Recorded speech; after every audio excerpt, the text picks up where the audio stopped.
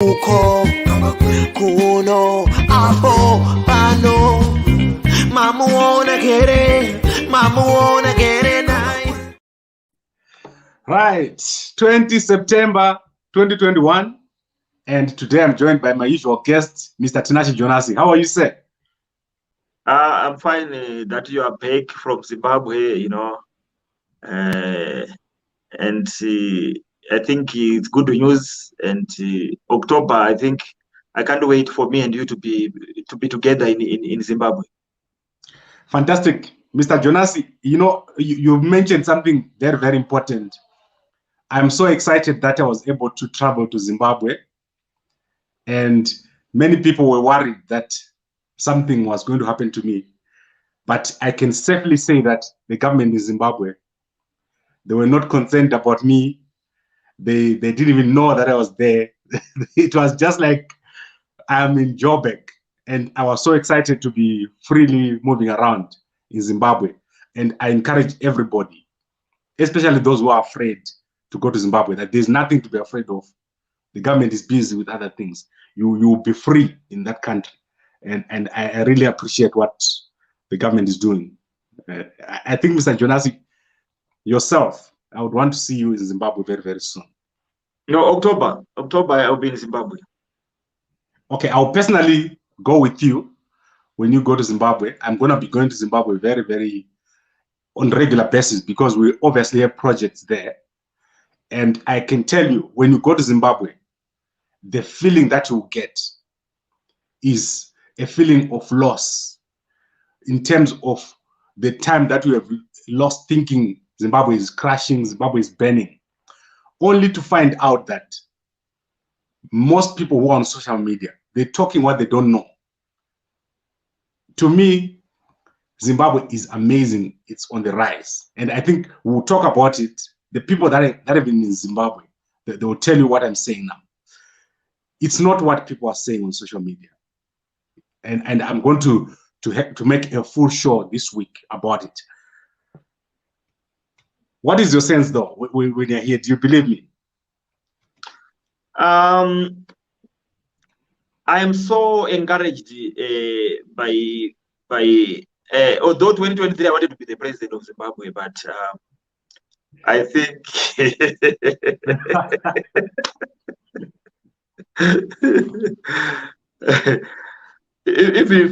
if when I meet President Mnangagwa, I wanted to have a way of convincing him to hand over power to me, but with the work he's doing on the ground,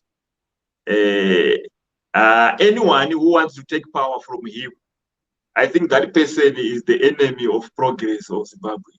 So I'm so encouraged, and personally, I've been compiling the projects he has been doing since he came to power, and I'm also proud that tomorrow I'm releasing a video on so far what the Second Republic has done.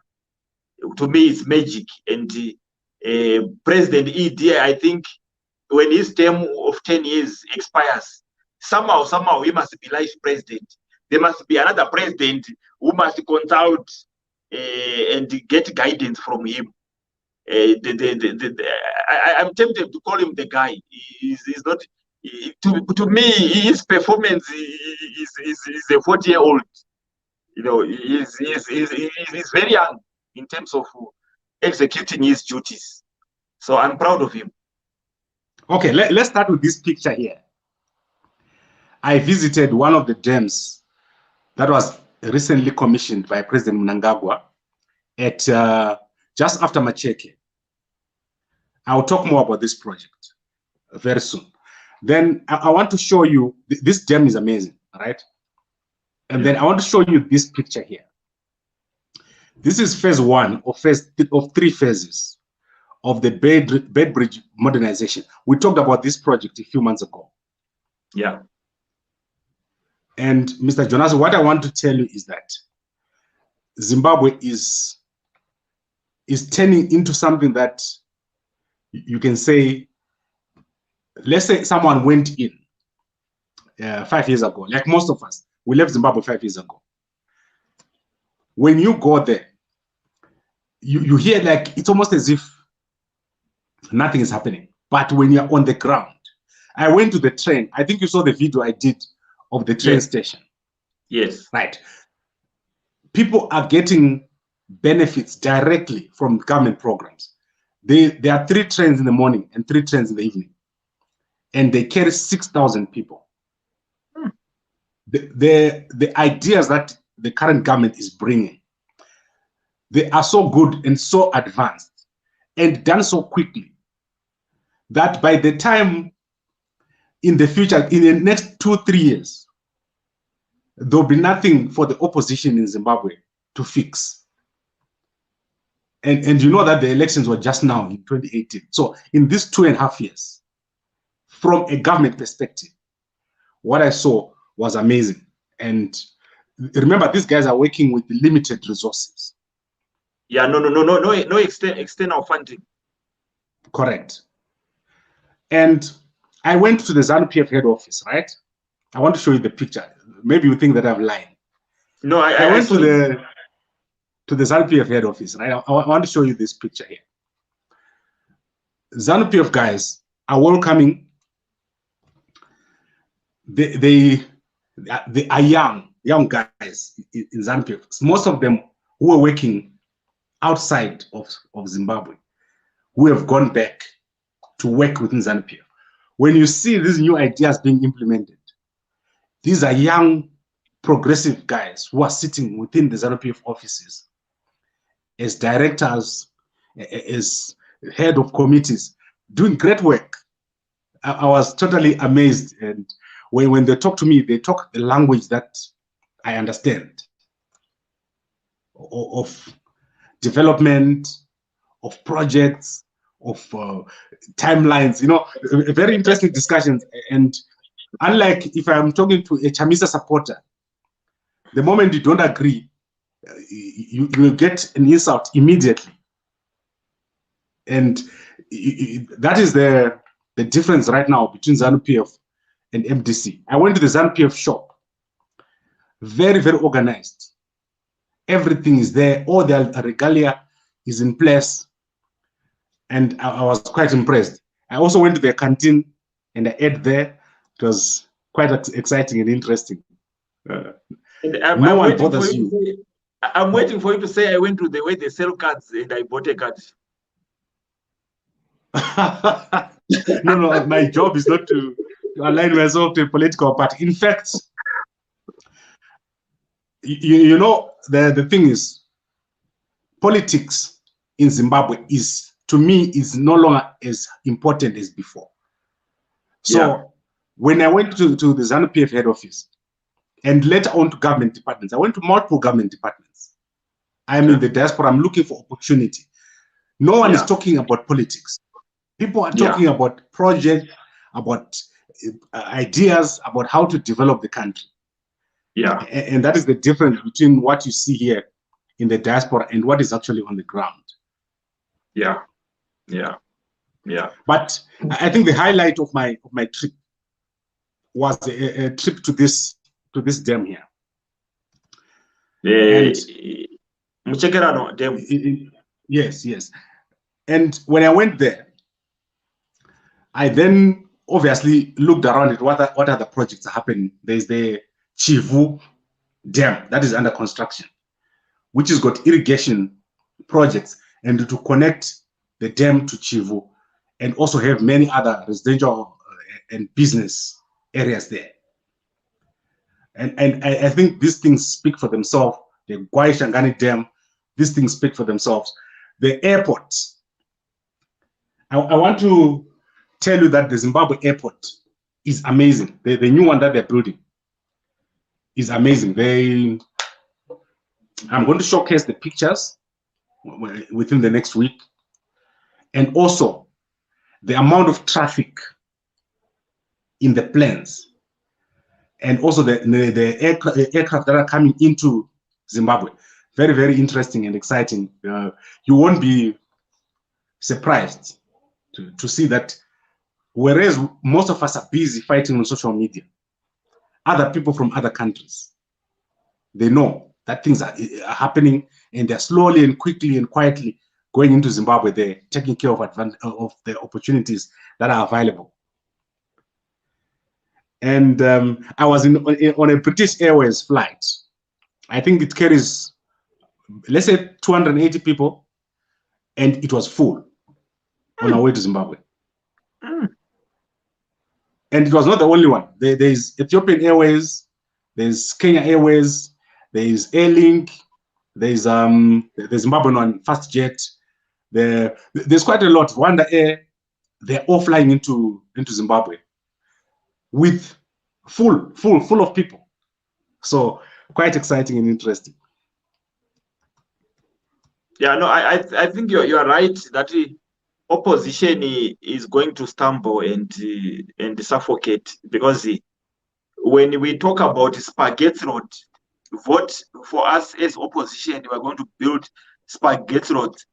It's already in implementation at Mbudzi interchange. It's a Spaghetti Road. Right now, I think if I'm not mistaken, it's today. President Mnangagwa commissioned the 4 and 5G way network partnership, almost for 300 all the base stations. Zimbabweans must know that 5G is in town. I mean, what else can we say? My worry of Zimbabwe was in 2 ways. Network, number, because I'm using 5G in South Africa for maybe 1.5 years. And it's quite disheartening to know that my country doesn't have 5G. And now, and the energy. But both ends, and the border, if you go by road, it was always punishing, maybe 11 to 12 hours at the border. But now phase 1 is done, it's officially being opened. Now it's a dry run. The border, phase 1 is on the dry run. 6 September, President Mnangagwa is opening the commercial side for trucks. And so I think I need to be home most of the time now, and I'm going to pressurize the comrades. I want land also. I want land. Yeah. So, Mr. Jonas, I want to go to that point. I want to go back to that point. Yeah. That people are welcome in Zimbabwe. I am not lying to you. Yeah. Everyone who is afraid of going to Zimbabwe, for whatever reason, political or past reasons, I can assure you that if you go now to Zimbabwe, no one cares about you. No one will follow you. No one knows what you're doing. They don't care about what people are doing in their own private time. I went to the new parliament of Zimbabwe. You saw the videos I posted. No one followed me. No one bothered me. I was all over town filming, inside town. No one bothered me. I went to the NRZ to film. No one bothered me. The guys who are afraid of the government, which is there, they should not be afraid. Go home and start developing. Talking from the diaspora and thinking that the government is about to crash, that won't happen. The government is doing a good job. They are doing a good job. They're not out there trying to hunt anyone down. In fact, if you don't go, it's your own problem. You might end up dying in the diaspora for no reason. Things are happening. And I want to take you to the hotel where I was staying. I was staying at one of the 5-star hotels in Harare. There was not a single room left. I think the hotel has got 220 rooms. It was full. The parking, you couldn't find parking in the hotel.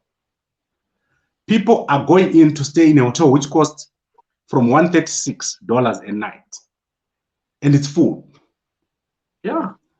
Then you look at the houses that people are building. People are building stunning mansions in Harare. And when you're in the diaspora, it's as if, well, let me wait for this to happen or that to happen. That's not it. And when Father Zama recalled the press conference, I was there, she called the press conference.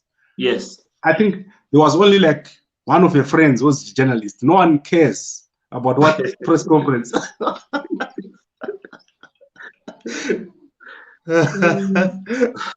Yeah. Tell me on roadblocks. What was your observation in terms of roadblocks? Not a single policeman stopped me. Okay. I went everywhere. I was not stopped by a policeman. I did not see a policeman stopping people. Obviously, they have to maintain, they are doing the intersections. Yeah. When there's traffic, they are clearing those. And I've always said, the police in Zimbabwe, if they are given a good direction, they are okay. The biggest problem we have is people that feed on negative narrative. Okay. So there are certain people that if they don't say anything bad about Zimbabwe, they will totally lose relevance. And I don't want to mention names. There are some very big people that I respect who can only be relevant if they say something bad. For example, the train, I did it on purpose. Yeah. That was the first place that I went to. Yes. I knew that a train in Zimbabwe, which goes from Chitungwiza to Harare, is a game changer. A train that would travel from Harare to Ruwa to Chitungwiza to Norton in sort of like a round robin or in whatever format, it's a game changer economically. Yeah. The current train that is there, as old as it is a game changer already. Yeah. Because Zimbabwe needs these new services. And the president who is there now is currently introducing the services with speed. There's no delay. Things are happening very, very fast. Look at Mbudzi. I want to add on that. You don't buy new locomotives when you are kickstarting the railway services, which was almost in shambles. You make do with what is available, and then you can improve and buy new later. Okay, let's answer the question. How much is the train fare? Yeah. So what happened initially is that the train was free. Oh. You see what you just said there? You don't introduce a train with new locomotives. Yeah. Also, you don't introduce a new train with new locomotives. It takes time. So when they started the train, it was free. I think for a week, they allowed people to go into the train, and there was a big problem, a big pressure. Then I think the train went to 40 US dollar, I think, if I'm not mistaken, or 10, somewhere there. But it's a very small amount. Okay. Each train carries 2,000 people. So each block or whatever, it carries 100 people all seated. But when they're sitting and standing, it carries 200. Okay. The amount of jobs that have been created at Zupco, it's shocking because remember, this thing was just sitting there. Yes. The conductors, the managers, the signal operators. This is groundbreaking stuff. The kind of thinking that we're looking for, not thinking that is in the air or imaginary. I'm talking about something real on the ground, right? Then, if you look at the situation in town, yeah, there was a lockdown right now. Yes. So when people started coming back, everyone suddenly wanted to be in town at the same time. That's why traffic was high. But what the government has done is that for government workers, they've got about 50 buses that park every day at 4 o'clock in front of Makombe and Kagovi there. Okay. And they carry the government employees, I think, in blocks of 30 minutes. Oh. That's what I call understanding how to change a situation. They are responding to the situation as it develops. Yeah, because the government workers were actually on a very transport strain in terms of affording the transport costs monthly. Correct. So I think, to me, the key points that I want to make here is we've got big projects going on, the dam constructions, the airports. We also have roads. The Seke road is under construction right now as you speak. Chitungwiza people are crying, please take this road all the way to Chitungwiza, because that road is only being fixed up to a certain point in Harare. Okay. Okay. Then The current roads which are there, very neat. Industry is up. It's booming.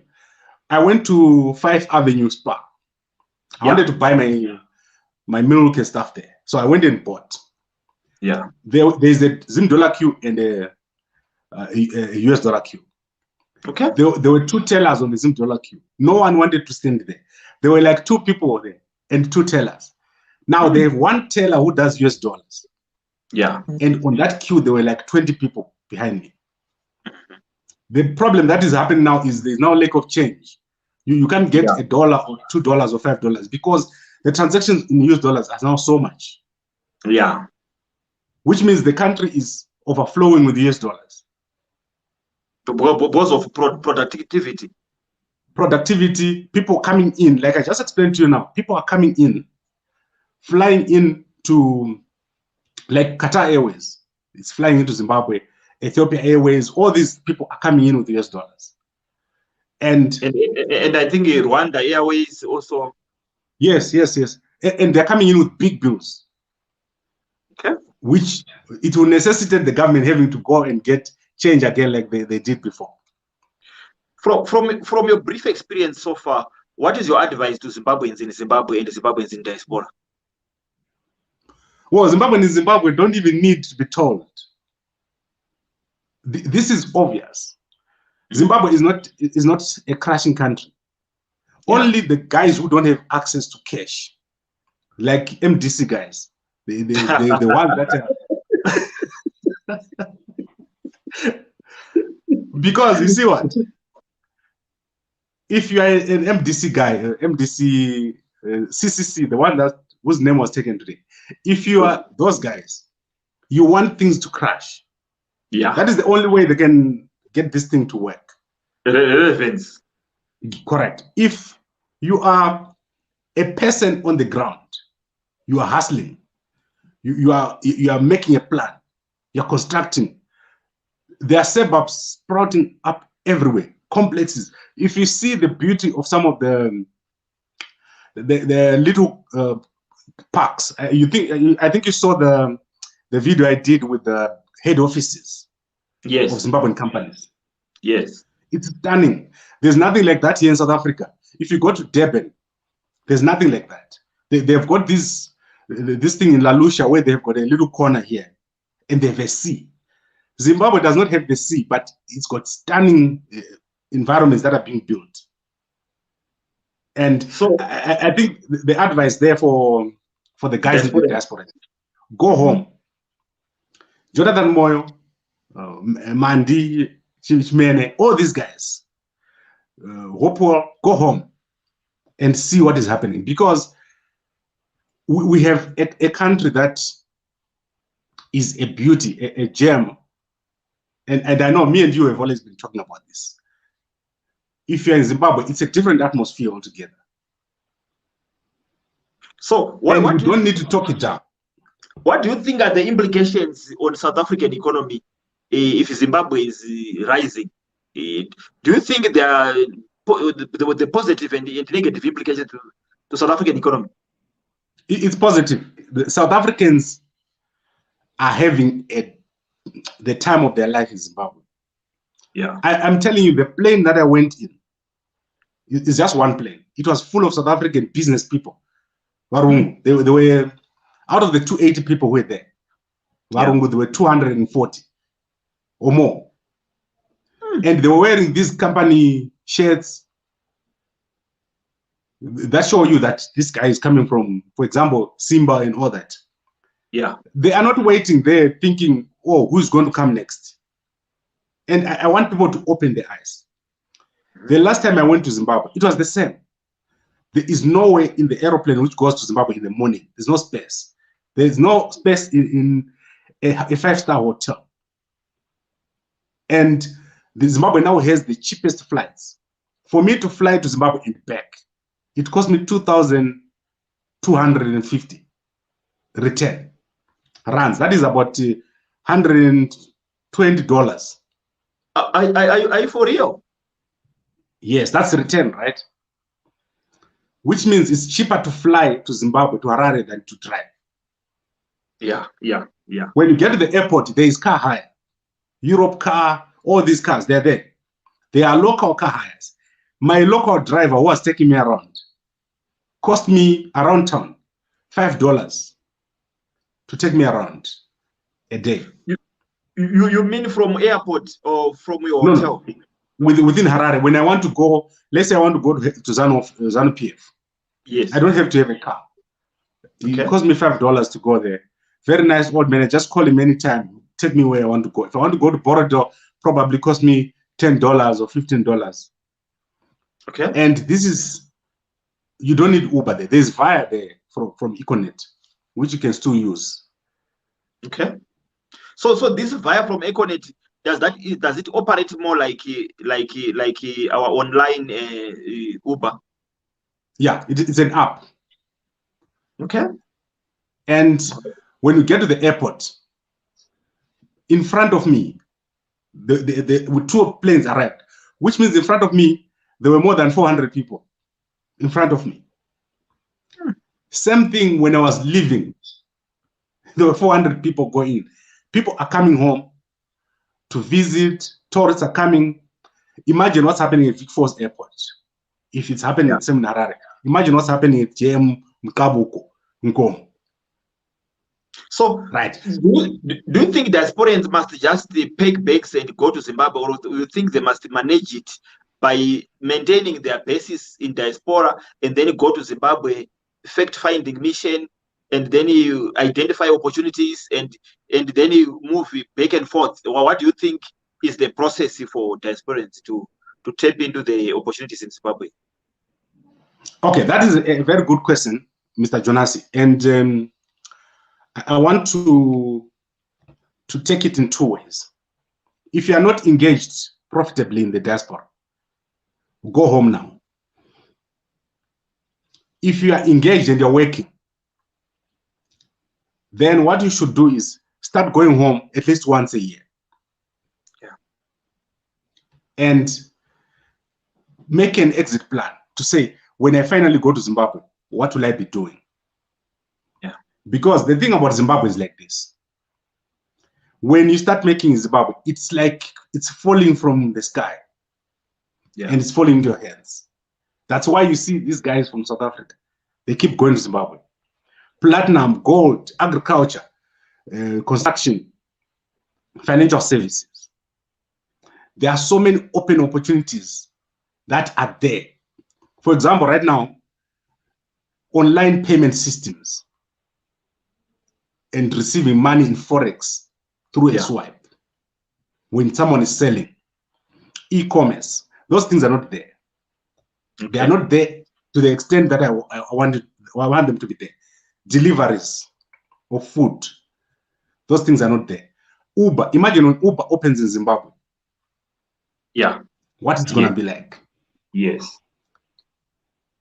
So our economy is very good and formalized, but there's mechanization to be done. Yeah. And there's a lot of gaps. So a lot is happening in Harare. A lot more needs to happen in the outskirts. Yeah. And what I've seen is that the president has got the right idea. The team around him is the right idea. What is left is these other people in the ministries on the ground. Yeah. They need to be brought into line. So you need, what you always say, Mr. Jonas, is that you need monitoring and evaluation. Yeah. You need to say, what have we planned to do and what are we doing? What is this ministry doing? What was supposed to do? What is this council doing? What was supposed to do? Yeah. There needs to be ruthless action to those who don't deliver. Yes. And there are many. Yeah, because the president can't be a lone ranger. He needs his energy must be transferred from top to bottom. Correct. And now let's go to the question. I think I've said a lot. Now I need to, later on I'll show more. This week I'll show more. And I also got my book, President Mnangagwa's book. It's the best-selling book. And every office I went to, that book, you'll see it. It's being sold a lot in the bookshops. $40 only. $40 US. Okay. And it's the best-selling book in Zimbabwe. You see, Zimbabweans have got money. Yes, yes. But when you're in the, we are struggling and suffering in diaspora. Although we try to put up a show and try to look, most of us in diaspora, we try to look like we are living large. But the reality is, we are even wasting money trying to fund a fake life. True. So let's go to Chamisa's chances in 2023. Yeah. After my assessment, yes, of the situation on the ground, yes, President Mnangagwa is going to win hands down, and he's going to have a landslide victory. Especially the surprising part for you is going to be in the towns. Okay. If they introduce what I just said now, monitoring and evaluation, make sure that the guys in the ministries deliver. Because the problem right now is in the ministries. If the guys in the ministries start delivering. And I think cadre deployment is also a problem. I think the government must restrict in terms of employing people in government just because you are from the ruling party. I think the president has demonstrated capacity. Now there's a need of meritocracy. There's a need of government workers. Those who are already working for the government must be capacitated. They must go refresher courses, everything. I think the energy of the president must be equally spread out. Right. So I think those are the factors where I would want to see a lot more. For example, don't you think ZANU-PF might make a mistake of focusing on Chamisa and then get it thrashed by Comrade Monzora? Don't you think it might be a dark horse? I don't think any opposition party in Zimbabwe right now can be compared to ZANU-PF. I've always said this to guys. ZANU-PF is a system. They have got everything that you need. When I went to ZANU-PF office, the parking was full. Their buses were packed. Their shop was working. Their tax shop was working. Everything was working. When you go to MDC head office, you see some hoodlums, or I don't know what you can call those guys. These guys, their thinking is, do you know when we're in varsity? Yeah. When we're still in varsity, when we thought we could just do press-ups and everything will work. Yes. That's the problem with the guys. They cannot create a system. Yeah. So Chamisa cannot create a system. He thinks people will vote for him because it's Chamisa. Yeah, yeah. The mantra ngapi inde mkomana. Well, that is the silliest thing I've ever heard. Imagine an adult man saying ngapi inde. Although to me it's clear that ngapi inde muna mahere. I don't think so. I don't want to talk about my area. I don't consider a serious politician. I consider someone who's like, I don't know, man. Where did you come from? Imagine my area government, man. Yeah, no, I mean, you know, when you are handled with the foreigners, they are in lofty offices in Washington, in London. They don't care what is happening in Zimbabwe. They tell you, they feed you a narrative that is non-aligned to the realities of your country. So I think Chamisa is off-route, and to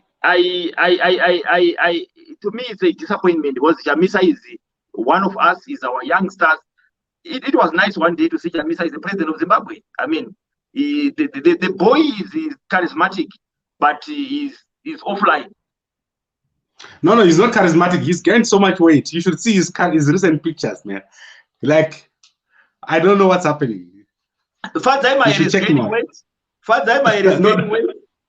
Chamisa gaining weight. I think now maybe they spend more time together. You know, it's fine. Okay, so Mr. Jonas, I think we've covered the reasons why Chamisa is not going to win. Certainly, the current government is performing. Yeah. At the level of the executive.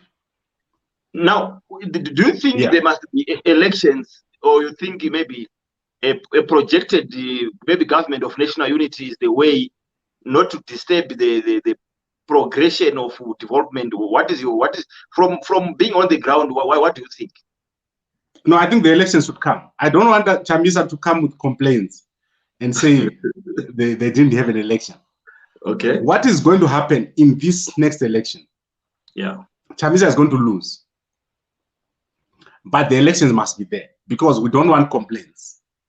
And what is your take on maybe crisis in Zimbabwe, coalitions or whatever, petitioning SADC or whatever, or UN about the by-elections in Zimbabwe? I don't think that's an issue. It's a non-issue at the moment.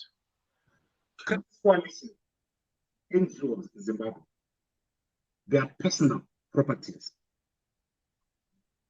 So if a guy called Mahia forms an organization, he is going to keep that organization running through stands.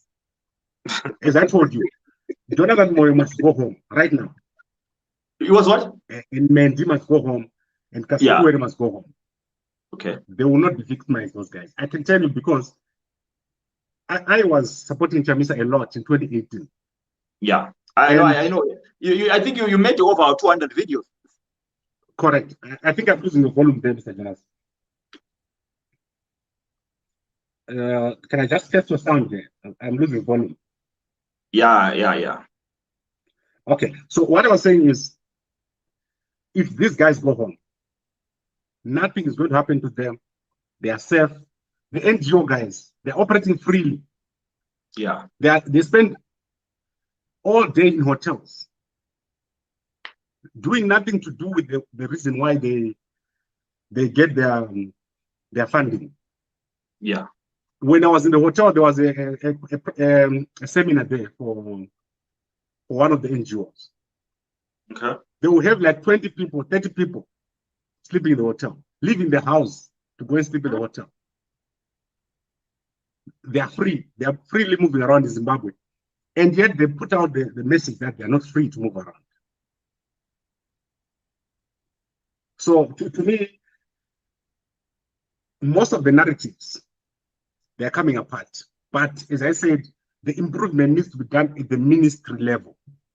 Yes. Where things are falling apart currently is the ministry level. The ministries are not performing.